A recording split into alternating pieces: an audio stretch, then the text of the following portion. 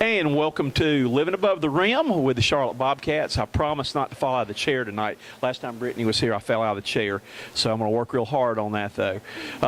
Coming to you live from Time Warner Arena here in Charlotte, North Carolina. Sellout crowd tonight, 19,624. I would say they went home disappointed, but Swanee, all the Laker fans seem to appear and show up. They were, I guess they say in Los Angeles they're a late arriving crowd. We didn't see them show up till the final minute of this game tonight either. Yeah, I mean, it was a big Laker crowd tonight. I mean, you know, there were some Bobcats fans out there, but a lot of Lakers fans in the house.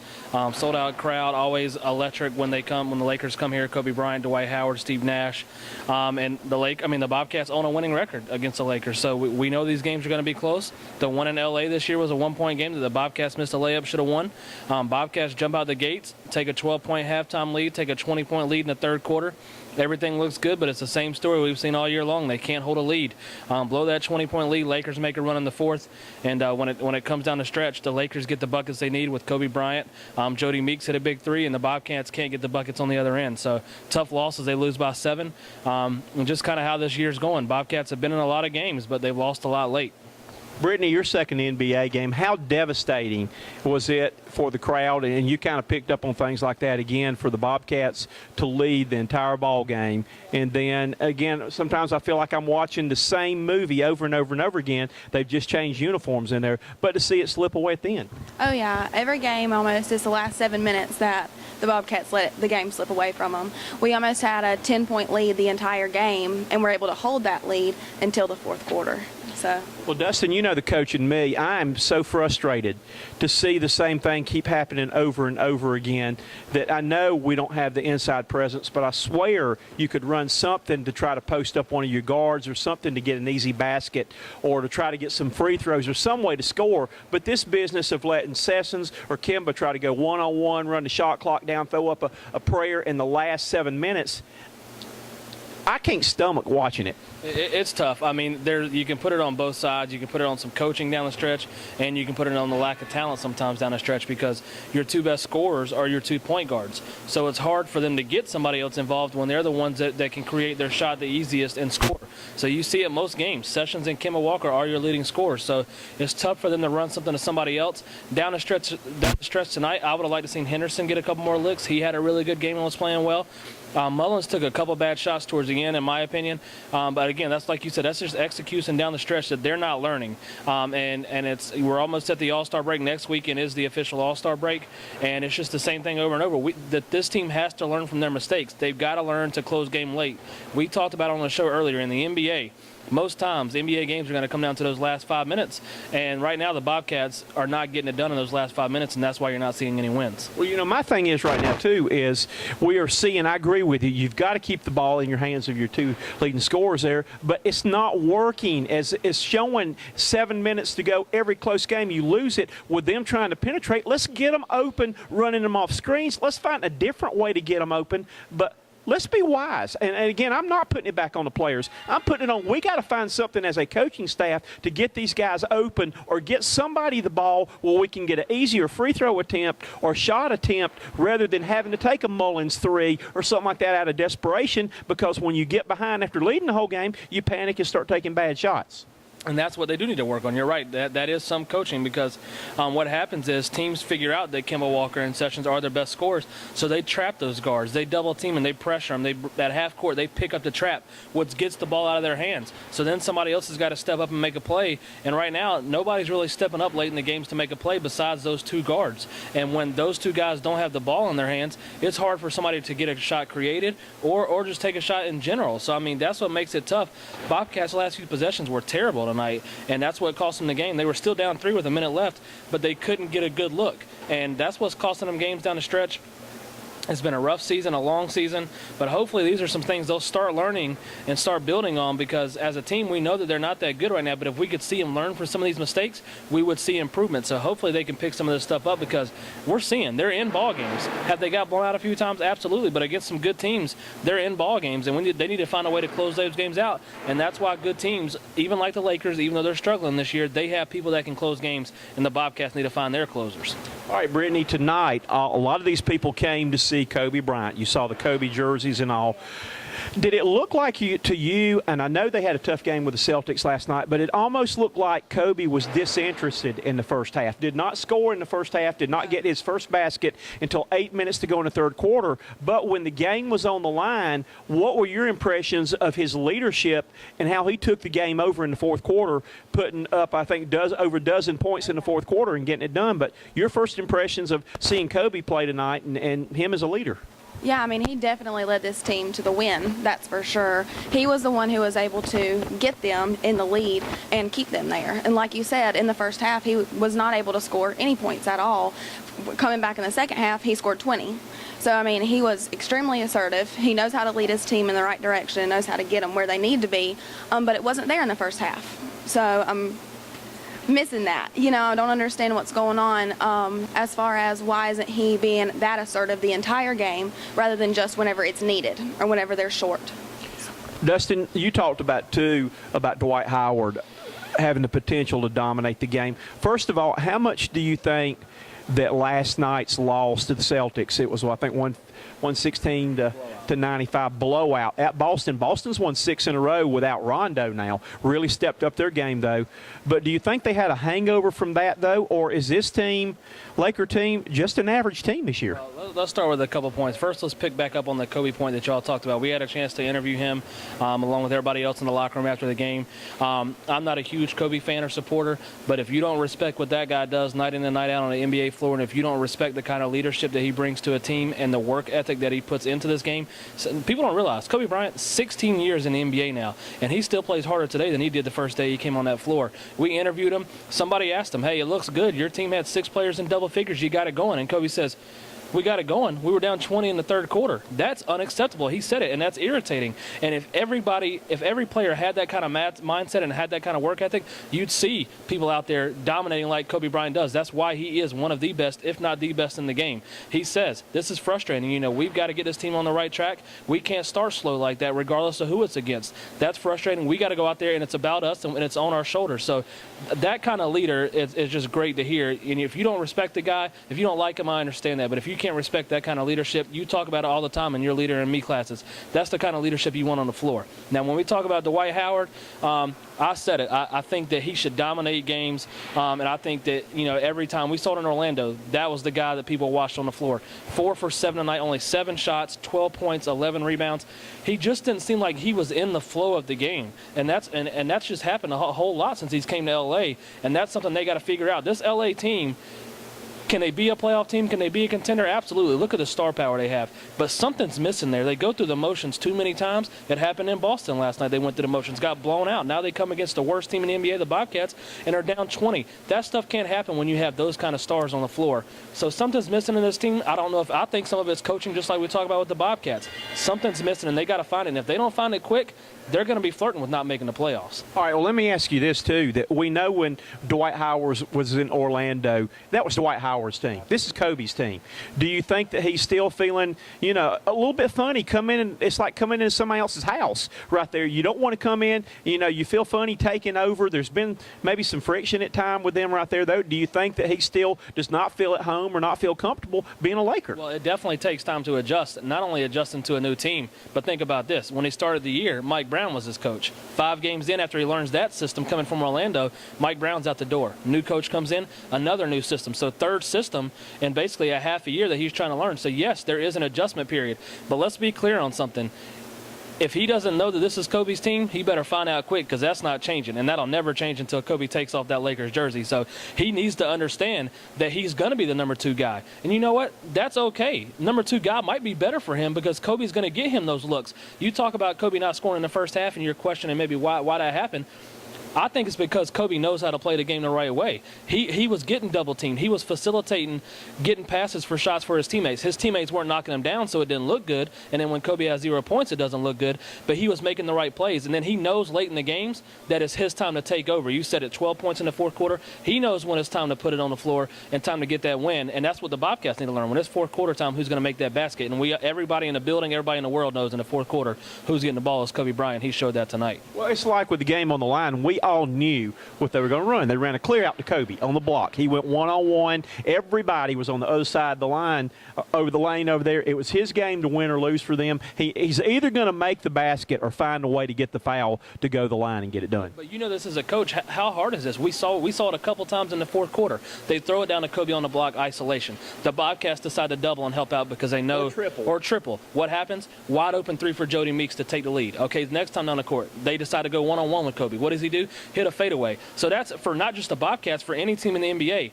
You got to decide what you want to do, and sometimes neither one of them works. Sometimes you lose both ways, and that's what happened tonight down the stretch. So that's frustrating, but really there's nothing the Bobcats could have done in that situation. Either Kobe beat you, or you try to double him, somebody else has a wide open shot. So really, you got to pick your poison, and unfortunately for the Bobcats, when they double, they hit threes. When they didn't double, Kobe hit shots, and that was the game.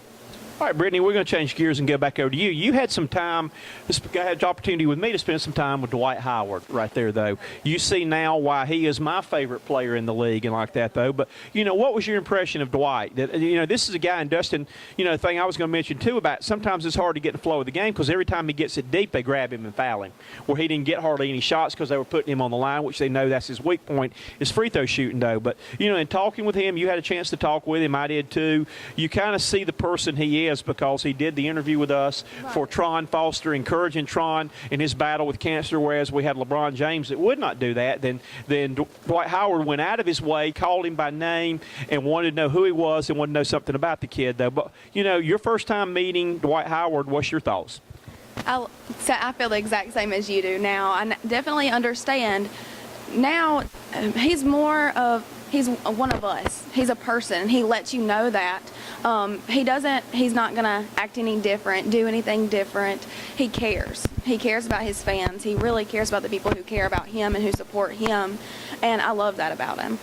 Like you said, like I was telling you on the way up here, I wasn't a huge Dwight Howard fan at all. But once I met him, got to talk to him, actually get his judge of character, he's an amazing person. Not only an amazing player, but like I said, an amazing person as well. So. How different is for you? You'd enjoy this, Dustin, too, because the comments were made. Brittany could not get over how small she thought Steve Nash was. And I still say, with her heels on, she could post him up right there, though. Yeah. But she was saying, we thought that, though. But, you get your impression. I know you've seen the Lakers over the years, but first time to see them in person, what were your thoughts of seeing these guys? Well, I always think everybody's huge. Everybody looks so much bigger in person than they do on TV. But seeing Steve Nash next to all the huge players was almost mind-boggling. He looked like a little high school player out there. No offense. And he is 37 years old. So. Yes.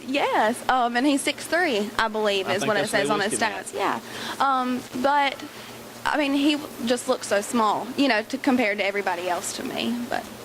All right, Dustin. You got one day to get ready, and you've got the other. You had one of the most, I guess, traditional or legendary teams in the NBA, the Lakers, in here tonight for a big game. Well, you got, 2 days, to get ready. And then, doggone, if you don't have the other legends of the NBA, the Boston Celtics come into town, who are on a roll right now. What do you see happening Monday? Well, you barely even have a day because the Bobcats, as we speak, are flying to Philadelphia to play a game tomorrow night. So that's a back-to-back right there, and that's a tough back-to-back after you lose a heartbreaker like you did at home. You get up for your home crowd against one of the best teams in NBA, star power, and you lose a game like that and you have to fly out right after the game. That's going to be a long flight to Philadelphia. So, we'll see how they play tomorrow night when they go up there. It's going to be a tough back-to-back for this team. And then Monday is going to be tough as they turn around and play the Boston Celtics like you talked about. No Rajon Rondo. I thought that team was going to kind of go downhill after they lost him. Jared Sullinger's out with back surgery for the year. So they've lost a bunch of players, and the Celtics have answered. Paul Pierce, Kevin Garnett, we know those two guys are leaders. They've stepped up. There was even talks that they were going to blow the team up and trade Kevin Garnett and Paul Pierce because, it was just they didn't know how they were going to do. They were sitting in that 8th spot, but here they go. They win 6 in a row, and they're right back in the mix. So it's going to be another tough game. I think the Bobcats, once again, we've seen how they get up against these big teams at home, normally sell out crowds for the Lakers and the Celtics. I expect another one on Monday night. So I do expect another good game. The question will be, it's going to come down to those last 5 minutes of that fourth quarter. What's going to happen? We'll see if the Bobcats learn anything and see if they can get a win. And I will go back next to your question on the Celtics. It's called Celtic pride. I've been a Celtic fan for. Doc Rivers, one of the best coaches, if not the best coach in the NBA, too. And again, you've got some guys on that team that are not quitters, that don't give up. And that's the thing right now. That my big question is we've seen this happen, and I'm tired of harping on it so many times, where the Bobcats have just had crushing defeats, where these should have been games that they got the W on and they got the L, of how hard it's going to be. And I've forgotten about them going to Philadelphia tomorrow to have to play a game, to have to bounce back and play that. I mean, you talk about character check and gut check time right now. They're going through that right now. And I mean, how many times can a team be asked to come back when they've had, the luck that they've had, or the fate that they've had here on not being able to finish out and win these games against teams that they should have beat?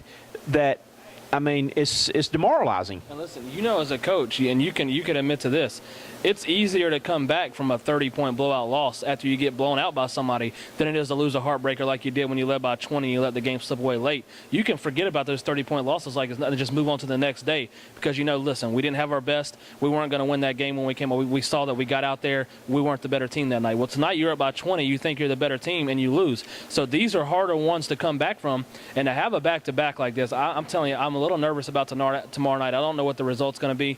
The last time they were on the road in Cleveland, they lost by 30. So I'm a little concerned, because when you have a loss like you do tonight and you have to turn around and play tomorrow night, it's tough to get up for those type of games. But, hey, it's the NBA. That's what they get paid for. We'll see what happens. Now, I'm going to ask both of you this question right here. So I'm going to let Brittany go first, ladies first, so you get a chance to come up with this. This was the game of the year. It's a Friday night game in Charlotte. You've got the Lakers in with Kobe coming in. Again, this is the largest crowd they've had all year. The Bobcats have a chance to make a statement to the city of Charlotte, doing something good, knocking them off. Have the fans all right there with them, excited, and it doesn't happen. How devastating is that for them, not only for this team, but for the city? I mean, extremely, because like we've been saying, they led the entire game. They put their foot out there. Everyone did their best for the first half, and it just seemed like whenever we needed it in the fourth quarter, it was lacking. And that stunk. Everybody was on their feet for Charlotte, and then turned around at the end of the game. Nobody can make any baskets. 3 points weren't shooting. Nothing was going in. And that is devastating, and everybody was heart-wrenched by it and shocked by it. So. Dustin, a chance to make a statement tonight, and made a statement, and then made a statement you don't kind of want to make at the end. What do you think? My answer may come out the wrong way. I don't want it to come out the wrong way. Bobcats fans have had a lot of practice at this. I mean, I'm not talking about over the franchise history. I'm talking about this year when they've struggled. Let's go back. Up by 17 on Portland. This is when they're 7-5 on the season, blow a lead, losing overtime. The very next game, the Knicks come in town. They're about the second most high-profile city team, like the Lakers, lose at the buzzer. So, is it devastating? It absolutely is. Bobcats fans love to knock off these big teams that come in here, stick out their chest, try to show that they're the best team in the NBA. So it's good to see our small market team, our guys fight hard. We all have to admit we love the effort we saw there from the players tonight. They left it on the floor. So it is devastating. But Bobcats fans are used to this just because of how it's been going here lately. But let's hope that we've seen some improvement. I still say we continue to see the young guys grow. Kemba's playing well. Bismack Biyombo played well against Dwight Howard tonight. Michael Kidd-Gilchrist had 10 rebounds, a little off shooting. But these guys are growing. It's hard to preach patience when it's been this bad for a few years, but we got to continue to preach patience. We got a lot of cap room this offseason. This will be the biggest offseason in the history to see what type of moves we can make, because we actually have the flexibility to make them. And we can talk about it real quick. There's already been one trade rumor coming up tonight. There's a trade rumor reported by ESPN that the Bobcats are looking to possibly trade Ben Gordon to the Brooklyn Nets for Chris Humphries. And that's a power forward that the Bobcats would desperately need. They actually tried to sign him in the offseason. So there's nothing imminent on that. So it's just a report by ESPN, but there have been talks.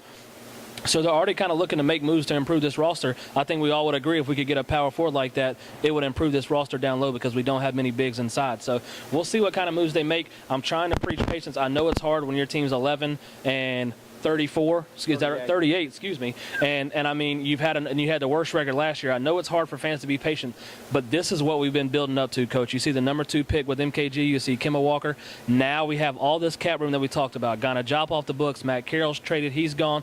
All these bad contracts are gone, and the Bobcats have flexibility to make moves. Will they make them? We don't know. They've been suspect in the past, but I guess we'll have to wait and see. But try to give a little bit of patience.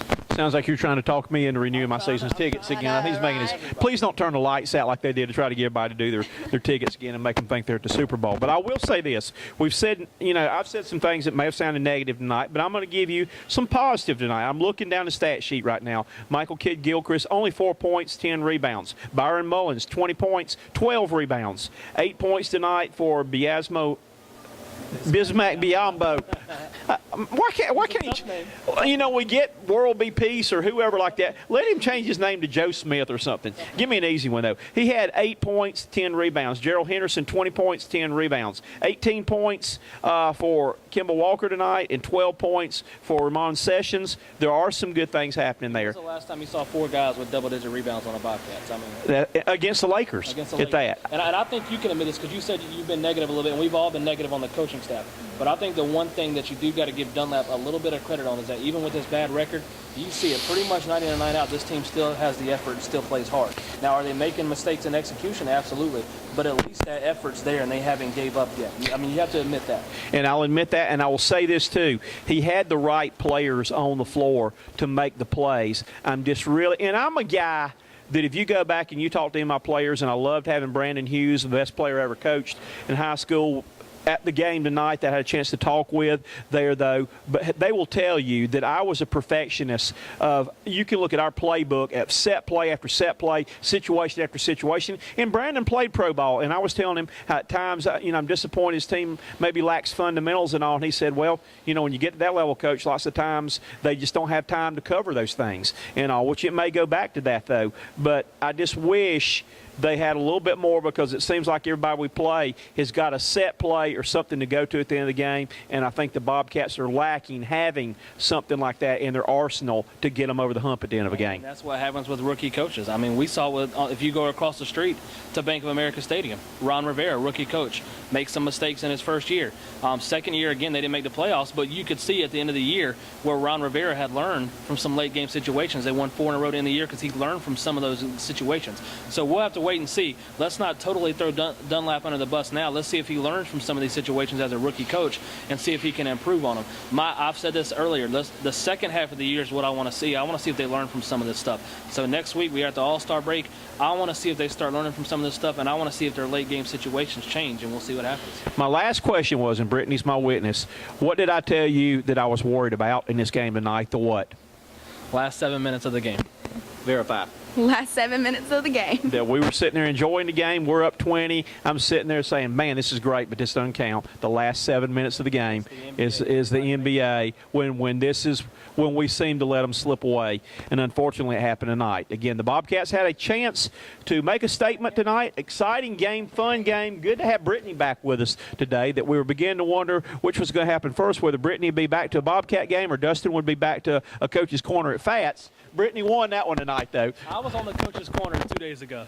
I just want you to know. By telephone. So that means next game I come to, if you call me, you can get credit for that. Oh, yeah. Because if you go and listen to the archives, which you can do at iHide.com and Cox Sports Broadcasting, see that plug there? You'll hear me on the show. So that counts. I just want y'all to know.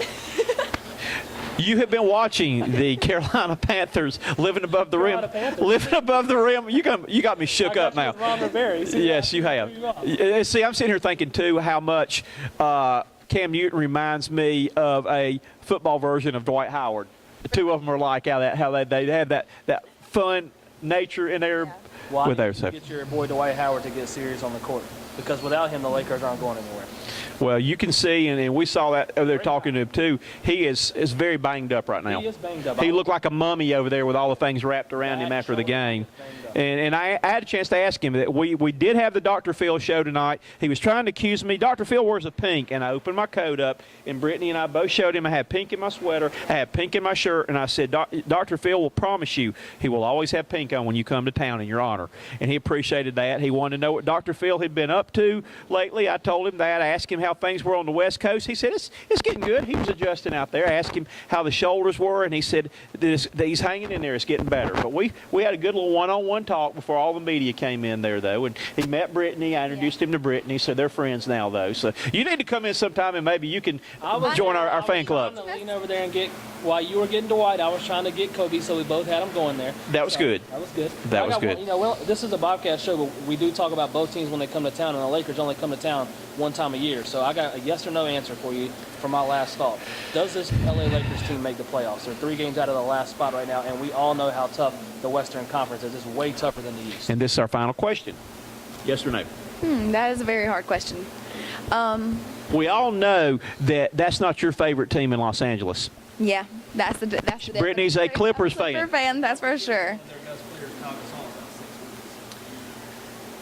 I say if they played the exact same way they did today, no. Okay. What do you say, Coach? All right, I'll let you wrap it up. My gut feeling, and it may be indigestion from all the popcorn I ate tonight. Brittany, don't tell on me. But my gut feeling is when you've got Kobe Bryant on your team and you've got the tradition of the Lakers, they may slide in at number 8. I say they find a way to get in. I'm going to make a surprise prediction with Pau Gasol out for 6 weeks, with Dwight Howard banged up. We don't know how that shoulder is. He's missed a couple games in and out. And with this team just really not finding a rhythm under D'Antoni's system, I think D'Antoni's the totally wrong coach for this team. I'm going to say that the LA Lakers, with 3 Hall of Famers on their basketball team, are going to miss the playoffs. Wow. And you heard it here first, just like you heard it from me. 7 minutes to go tonight, Dustin. We'll go back and we'll check it right here. Brittany's the witness on this too, though. But it has been good having Brittany back with us, get her back in the swing of things. Oh, yeah, thank you. I'll be back many more times. We hope so. We've actually got our job in Los Angeles too, though, so we will get it. We tried. Yes, we did. That we'll get back into that, though. Dustin, any final thoughts you have? No, just an exciting game, and I think it'll be exciting again here on Monday at Time Warner Cable Arena when the Boston Celtics come to town, so come check it out. You have been watching Living Above the Rim with the Charlotte Bobcats. I'm the coach, Dick Cox, joined by Dustin Phifer and by Brittany Lindsey tonight. Tune in Monday night. We'll have our recap of the Celtics and the Bobcats. Until then, have a good weekend, everybody.